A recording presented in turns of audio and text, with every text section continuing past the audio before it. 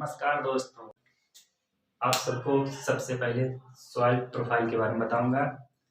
Soil profile होता क्या है, सॉइल प्रोफाइल के जो ग्रुप्स हैं उनके जो विभिन्न कैटेगरियों में डिवाइड किया गया है तथा उनके जो विभिन्न कैटेगरी में डिवाइड किया उनके जो प्रॉपर्टीज़ होते हैं हम आज उसके बारे में बताएंगे। तो टॉपिक स्टार्ट करने से पहले मैं अपने बारे में बता देना चाहता हूँ। मेरा नाम शुभम त्रिपाठी है, जो कि सुल्तानपुर जिले का निवासी हूँ और प्रेजेंट टाइम में सीएससी यूनिवर्सिटी का छात्र हूँ। तो दोस्तों शुरू करते हैं अपने टॉपिक पे। टॉपिक शुरू करने से पहले हम आपको कुछ बताना चाहेंगे सॉइल प्रोफाइल। आज हमारा टॉपिक है सॉइल प्रोफाइल। सॉइल प्रोफाइल के जानने से पहले कुछ चीज़ें जानना हमें बहुत जरूरी होता है। सॉइल प्रोफाइल तो पहले तो हम जानने चाहेंगे तो सॉइल प्रोफाइल होता क्या है। तो सॉइल प्रोफाइल क्या होता है? Soil profile A vertical section of the soil, A vertical section of the soil, all its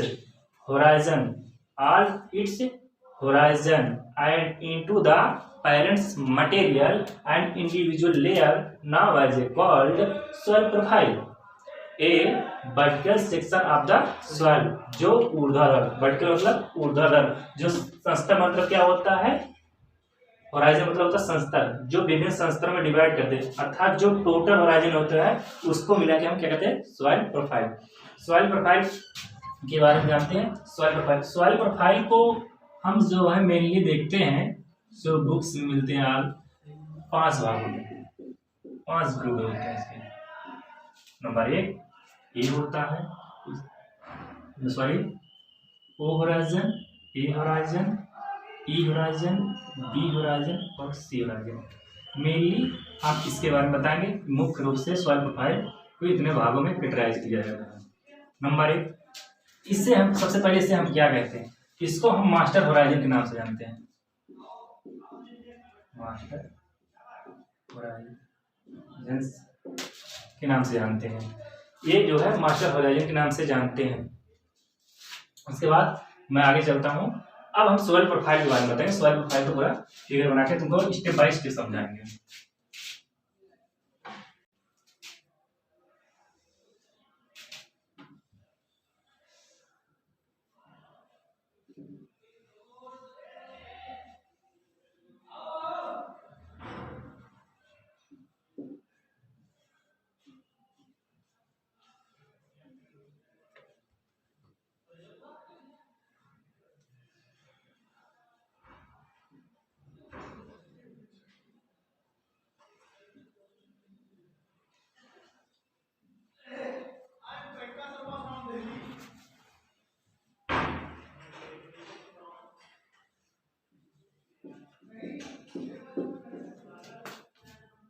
इतनी बात है तो सर्वप्रथम हम आपको ओ होराइजन के बारे में बताएंगे। ओ होराइजन किसे कहते हैं? सर्वप्रथम ओ होराइजन की मुख्य रूप से 3 बातें याद रखें। ओ होराइजन में सर्वाधिक मात्रा में कार्बनिक पदार्थ पाए जाते हैं। कार्बनिक मटेरियल सबसे अधिक मात्रा में ओ होराइजन पाए जाते हैं। पहली बात।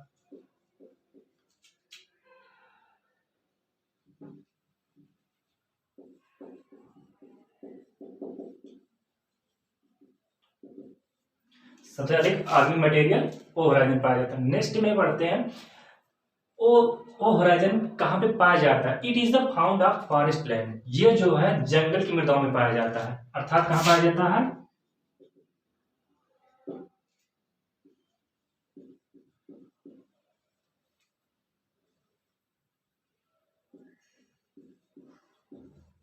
फॉरेस्ट लैंड में। दूसरी बात क्या होता है, ये कहाँ नहीं पाया जाता है? सर्वप्रथम इसको याद रखना, ऑर्गेनिक मैटर होता है। ओ होराइजन सर्वाधिक मात्रा में ऑर्गेनिक मटेरियल्स पाए जाते हैं। ऑर्गेनिक मटेरियल्स पाए जाते हैं, कार्बनिक पदार्थ सबसे अधिक मात्रा में ओ होराइजन पाया जाता है। ये कहाँ पे पाए जाते हैं? ओ होराइजन जंगल की मृदाओं में पाए जाते हैं। जब फॉरेस्ट लैंड होती है वहां पे कार्बनिक पदार्थ ज्यादा होती है। अब कार्बनिक पदार्थ कैसे ज्यादा होगी आपके दिमाग में आ रहा है, तो जहां पर कार्बनिक पदार्थ, जहां पर क्या होता है, प्लांट ज्यादा होंगे, पौधे जहां पर ज्यादा होंगे, वहां के जो लीव्स होते हैं, वहां पे जो है उनकी लीव्स, उनके जो पौधे होते हैं उसके नीचे गिरते हैं, तो वहां पर जो होता है डिकम्पोज माइक्रो ऑर्गेनिज्म जो सूक्ष्म जीव होते हैं उसकी वजह से डिकम्पोज होते हैं, तो वहां पर कार्बनिक पदार्थ की मात्रा सर्वाधिक मात्रा में होता है। इसके बाद ये जो होता है जहाँ एरेबल सॉइल होती है, अर्थात जहाँ कल्टीवेटेड लैंड होती, वहां पर कार्बनिक पदार्थ की मात्रा इसके कंपेरिजन टू द होराइजन के अपेक्षा यहाँ पे कम पाया जाएगा। जंगल की मृदाओं की अपेक्षा जहाँ पर कल्टीवेटेड लैंड होती है वहां पर कार्बनिक पदार्थ की मात्रा कम होती है। अब नेक्स्ट स्टेप बढ़ते O1 होराइजन। इस होराइजन ओवर होराइजन के बारे में जानना चाहते हैं। ओवर होराइजन क्या होता है, इसमें 50%, इसमें क्या होता है 50% कार्बनिक पदार्थ सड़ गल जाते हैं। इसमें 50% कार्बनिक पदार्थ सड़ गल जाते हैं। इसे हम अपनी नग्न आंखों से देख सकते हैं। हम अपने नग्न आंखों से देख सकते हैं। इसमें क्या होता है, इसमें 50% कार्बनिक पदार्थ सड़ गल जाते हैं। O2 होराइजन में क्या होता है, यही प्रोसेस सेम आगे बढ़ती है। इसमें क्या होता है लगभग 60 से 75% क्या होते हैं कार्बनिक पदार्थ डिजॉल्व हो जाते हैं। 60 से 75% कार्बनिक पदार्थ 60 से 75% क्या होते हैं यहाँ पर कार्बनिक जो पदार्थ होता है सड़ गल जाता है। इसे भी हम अपने नग्न आंखों से देख सकते हैं, अपनी इसे खुली आंखों से इसको देख सकते हैं। O3 में क्या होता है मोर देन 85% कार्बनिक पदार्थ डिजॉल्व हो जाते हैं, सड़ गल जाते हैं, जिसको हम अपने नग्न आंखों से नहीं देख सकते हैं। इससे देखने के लिए हमें माइक्रोस्कोप की जरूरत पड़ती है। अगर माइक्रोस्कोप की सहायता से हम इसको आसानी से देख सकते हैं और हम अपनी नग्न आंखों से इसे देख नहीं पाते हैं। फिर हम क्या बढ़ते हैं सॉइल प्रोफाइल की। इतनी बात आपको सबको पता है। अब इसकी जो मोस्ट इंपॉर्टेंट बात होती है होराइजन की 4-5 बातें जो बहुत इंपॉर्टेंट होती है, जो कि एग्जाम में पूछे जाते हैं। सर्वप्रथम कार्बनिक शस्त्र के नाम से जाना जाता है। पहला क्वेश्चन बहुत ज्यादा पूछे जाने वाले एग्जाम में क्वेश्चन है, तो इसका आंसर क्या होगा ओ होराइजन। दूसरा क्वेश्चन पूछा जाता है ओ होराइजन कहाँ पाया जाता है। ओ होराइजन कहाँ पाया जाता है, तो ओ होराइजन हमेशा कहाँ पाया जाएगा फॉरेस्ट एरिया लाइन सबसे ज्यादा वहां पाया। अब पूछा जाएगा ओ होराइजन कहाँ नहीं पाया जाता है, तो जो एरेबल सोइल होता है जहां पर कल्टीवेशन होता है वहां पर जो होता है ओ होराइजन या वो संस्तर नहीं पाया जाता है। लिख दो एरेबल सॉइल, एरेबल सॉइल में नहीं पाए जाते। इसकी विशेषता है, और ये 3 क्वेश्चन बहुत इंपॉर्टेंट क्वेश्चन है ओ होराइजन के पॉइंट व्यू से। वो संस्तर का ध्यान और वो संस्तर के ध्यान से देखा जाए तो सबसे बहुत ही इंपॉर्टेंट क्वेश्चंस ये हैं, 3 क्वेश्चन। नेक्स्ट पढ़ते हैं ए होराइजन। ए होराइजन को जो ए होराइजन होता है उसे हम क्या कहते हैं ए होराइजन की एलिवेशन होराइजन के नाम से भी जाना जाता है। इसमें एलिवेशन होता है। अब ये होराइजन में टॉप मोस्ट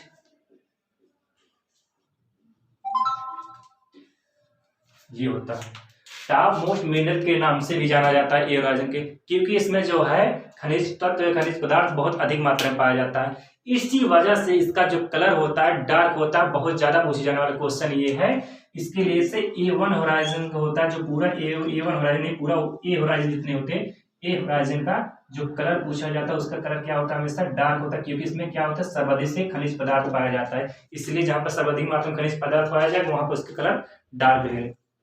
अब बात हम नेक्स्ट पढ़ते हैं, ये बात करते हैं A2 होराइजन को ई होराइजन के नाम से जाना जाता है। इसको बहुत ध्यान रखना, कहीं गलती ना कर बैठो। कभी कभी क्वेश्चन क्या होता है A2 होराइजन ना देके ई होराइजन दे देता है। ये चीज बहुत इंपॉर्टेंट है, इसलिए हम आपको बताना चाहते हैं कि जो है ई होराइजन को ही A2 होराइजन के नाम से भी जाना जाता है। अब इसमें क्या होता है मेनली आप सब पढ़े होंगे सुने होंगे तो वॉशिंग आउट की प्रोसेस पाई जाती है। इसमें A2 व ई होराइजन में वॉशिंग आउट की प्रोसेस पाई जाती है। और नेक्स्ट टॉपिक पढ़ते हैं, इसमें मैक्सिमम अगर पूछा जाए सर्वाधिक मात्रा में लीचिंग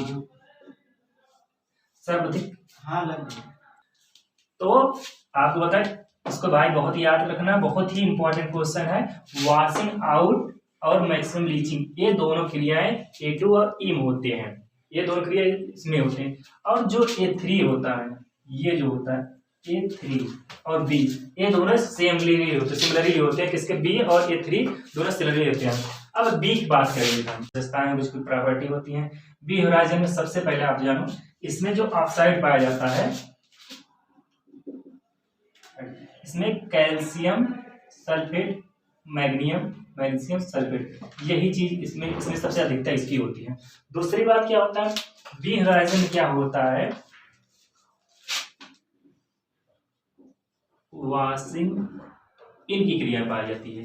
इसमें क्या होता है, वॉशिंग इन की क्रिया पाई जाती है, किसमें, बी होराइजन। एक कंपार्टमेंट बहुत क्वेश्चन है, यही ध्यान देने वाली बात है। अगर वॉशिंग आउट की बात पूछ लेता था, ए टू होराइजन या ई होराइजन बताना है आपको, या क्वेश्चन में आता है वॉशिंग आउट की क्रिया किसमें पाई जाती है, उसका आंसर में क्या होता है, उसके जो ऑप्शन होंगे उसमें ये दोनों में से कोई ना कोई दिया, या तो ई दिया होगा या तो ए टू दिया होगा। इसको प्लीज मैं कह रहा हूँ गलती मत करना, ये क्वेश्चन बहुत ज्यादा पूछे जाने वाले क्वेश्चन है। नेक्स्ट स्टेप बढ़ते हैं, ए थ्री होराइजन या बी होराइजन। बी होराइजन मैंने बताया, इसमें कैल्शियम सल्फेट होते हैं, मैग्नीशियम सल्फेट के ऑक्साइड्स होते हैं, वॉशिंग इनकी प्रोसेस पाई जाती है, और इसी को बी होराइजन को एलिवेशन होराइजन के नाम से भी जाना जाता है। बी होराइजन के एलिवेशन होराइजन के नाम से भी जाना जाता है। बी होराइजन में भी एक संरचना पाया जाता है जिसे हम प्लेटी एंड प्रिज्मेटिक एंड, एक को भुला थी, प्लेटी एंड प्रिज्मेटिक। बी होराइजन होता है, बी होराइजन में क्या होता है, प्रिज्मेटिक होराइजन पाया जाता है, ब्रियोलॉजिक संस्तर पाया जाता है इसमें। अब नेक्स्ट बात करते हैं सी होराइजन को क्या कहते हैं, बेजल सेट होराइजन कहते हैं, पैरेंट्स या पैरेंटियल्स होराइजन के नाम से जाना जाता है, और सी को ही क्या कहते हैं, वेदर। ये क्या, it can not be cultivated, जिसमें कल्टीवेशन नहीं की जा सकती है, इस होराइजन में कल्टीवेशन क्रिया नहीं की जा सकती है। और जो लास्ट में बताओ जैसे बेडरॉक्स होता है वो, और कठोर पत्थर समझ लो चाहे जो, उस पर कुछ नहीं किया जा सकता है। इतना मोस्ट इंपॉर्टेंट क्वेश्चन है, हम आपको उसके बारे में चर्चा करते हैं। इंपॉर्टेंट है एग्जाम पॉइंट ऑफ व्यू से।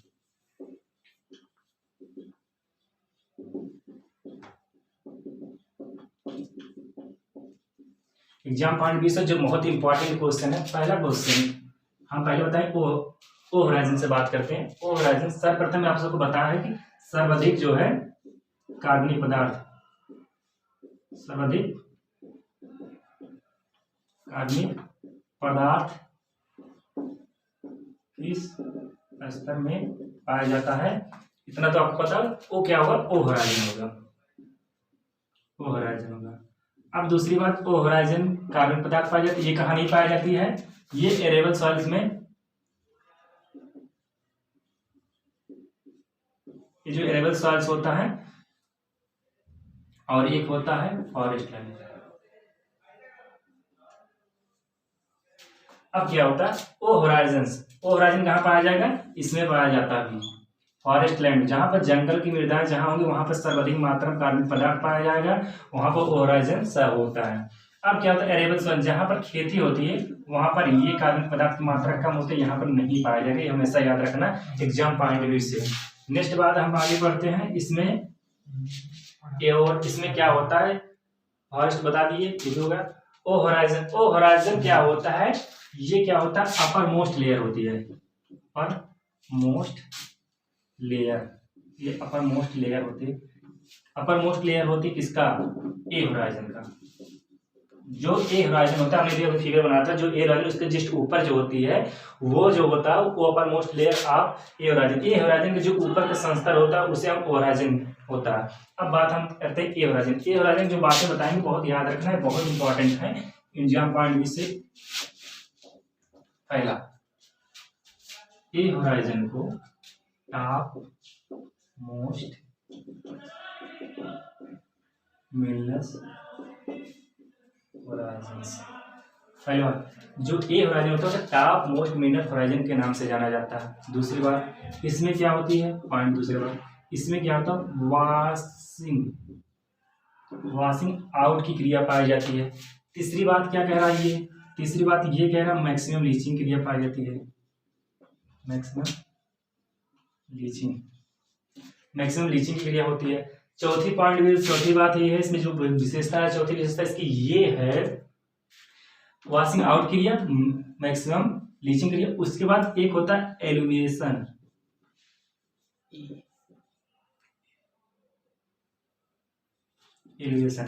ई वाला जो, इसको याद कर लेना क्योंकि फंडा बनाया था हम अपने याद करने के लिए। एक साथ ई रहेगा और बी के साथ आई रहेगा, ये मैंने बनाया था। ए वाला ए क्या होता है, एलिवेशन का स्तर होता है, एक ए संस्तर को एलिवेशन संस्तर कहते हैं, बी संस्तर को एलिवेशन संस्तर कहते हैं। ये दोनों मैंने अपने याद करने के लिए फंड बनाते हैं, तो अगर हो सकता है तुम लोग याद करने में सहायक हो तो इसको याद कर लेना। तो एलिवेशन का संस्तर नाम जाता है। इसमें क्या होता है, इसमें एक पॉइंट और है,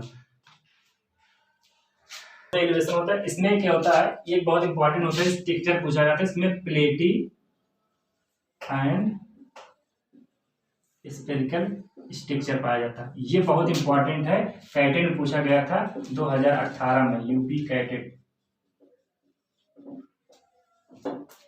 प्लेटी एंड स्फेरिकल रचना पाई जाती है।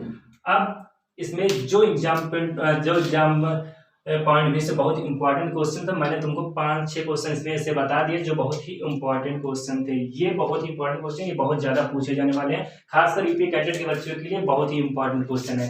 इसमें से हर साल लगभग एक क्वेश्चन पुटअप करता रहता है, इसको हमेशा याद रखना। भाई यार मैं आपसे बार बार रिक्वेस्ट कर रहा हूँ, ये क्वेश्चन बोलने किसी भी जगह आपने ग्रेजुएशन करेंगे, कहीं भी करेंगे, तो ये क्वेश्चन बहुत ही बदनाम क्वेश्चन एक प्रकार से कहा जा सकता है। जैसे एक कहते हमारे टीचर कहते थे कि खैरा डिजीज जिस पेपर में आ जाए तो उस पेपर को जाना बहुत इजी रहता है, तो खैरा डिजीज जिनकी कमी से होता है, ये सबसे बदनाम क्वेश्चन है। उसी प्रकार से इसको भी जानते रहिएगा, ये सबसे बदनाम क्वेश्चन है यूपी कैडेट की, इनसे से एक ना एक क्वेश्चन जरूर पूछा जाता है।